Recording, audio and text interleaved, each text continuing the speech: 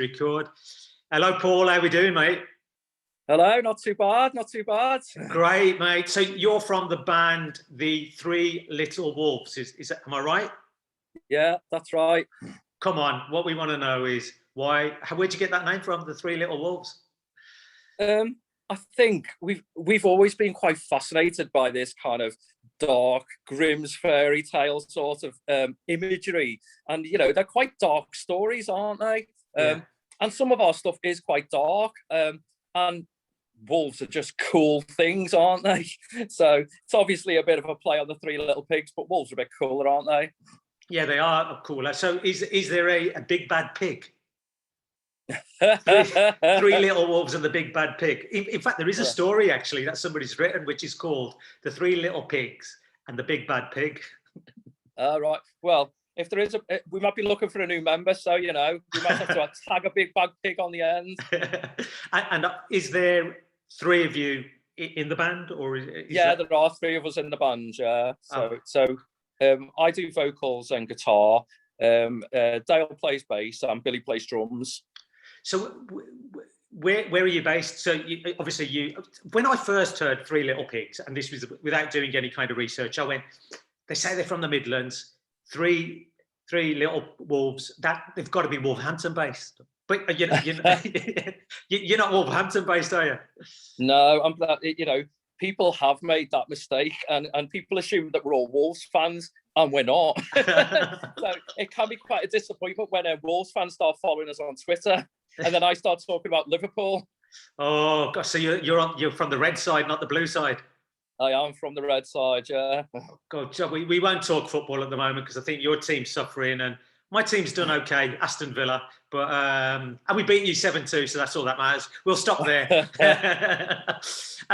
So in terms of your musical influences, what kind of things have influenced you, and maybe talk more about your current track, because you talked about that dark element with the grim fairy tales and everything else, and your current track is called Darkside. So if you can give us a bit of an insight into that, it'd be great.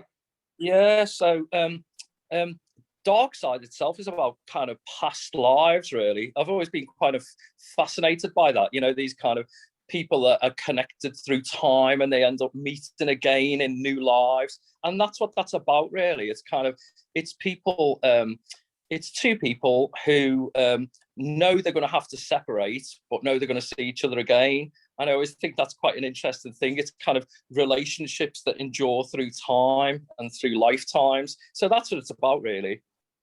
So quite spiritual, really, then, isn't it? In that whole kind of that journey, and you're talking about timelines and different timelines where maybe you met somebody in a previous life and you're going to meet them again. Is there an element of that? Yeah, and I suppose it's kind of on another level about kind of everlasting love, really, isn't it? It's kind of, that's what people talk about, everlasting love, but something that perpetuates through lifetimes. And sometimes you could be friends, sometimes you could be lovers, sometimes you could be married, but you've always got that connection with the other person. I've always found that a pretty interesting idea, really. So when you start writing, do you have a kind of day where you suddenly sit down and go, right, I'm going to write a song today?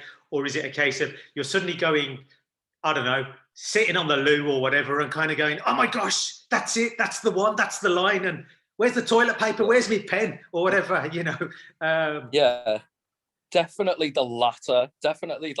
And I carry my phone around all the time because you don't really know when that's going to happen. So, you have a melody that drops into your head or a lyric that drops into your head. My memory is not the greatest. So by the time I've got home or wherever I am, I've forgotten it. So I've got to get it down straight away. So my phone is full of hundreds of snippets of little bits of lyric, bits of piano, bits of guitar. And then I kind of come back to them and try and flesh them out into something different. So that's usually how it works, really. Kind of could be completely unexpected.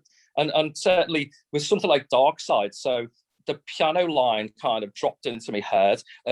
I recorded it and then I thought, what could this be about? So that's kind of how it works, really. Mm-hmm.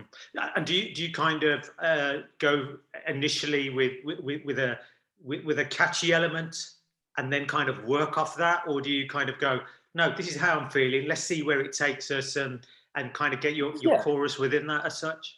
Yeah, absolutely. I mean, like for me, it's all about the mood of the song, isn't it? So, like, if the mood of the song that you're creating, like Darkside, is quite downbeat, then actually the theme of that should follow, shouldn't it? And something about kind of like I say, past life reconnection. It's quite a deep theme, isn't it? Whereas, like, we do this other stuff we write is a bit more upbeat and fun, and they're a bit more fun throwaway lyrics. So it's just all got to fit, I think. No, I mean, I've got to say, when I first heard your track Darkside, I really enjoyed it. I think I described myself kind of sitting in a jacuzzi and just looking up at the sky and just watching time pass by. It's kind of very reflective, that whole thing. I think, that whole thing of, where you're talking about whatever's happened, who you're going to meet, who you may have met, all those kind of thoughts going through your head itself. And I found it something where you feel comfortable, but also you're kind of looking at areas and thinking about what ifs and maybes, and also, possibilities. So all those kind of thoughts went through my head, and I'm just sharing that with you. I'm not saying that was that's what you wanted for people to get out, because that must be where you get your excitement when someone says, "I got this out of it," and you're like, "Wow, I wasn't even thinking of that." Yeah, absolutely.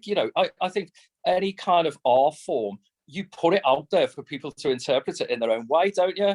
And it gives you an angle that you've never really considered before. And that's great. If people are enjoying it, the bottom line is that's just brilliant. But people interpret it in their own way, depending on kind of what's going on in their lives, and they attach meaning to that.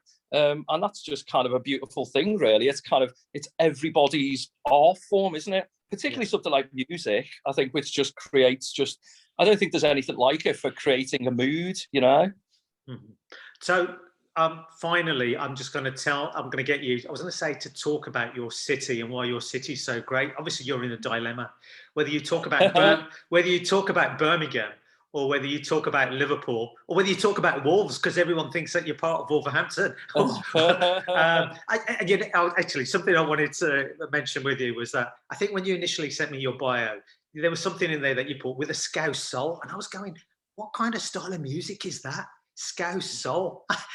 And then I realised, obviously, it's from where you're from, and it was just like, I felt so silly about that. But I think that could be a style of music, Scouse soul. Yeah, but I think, kind of the Liverpool tradition is quite, obviously a lot of guitar music. That's how I grew up.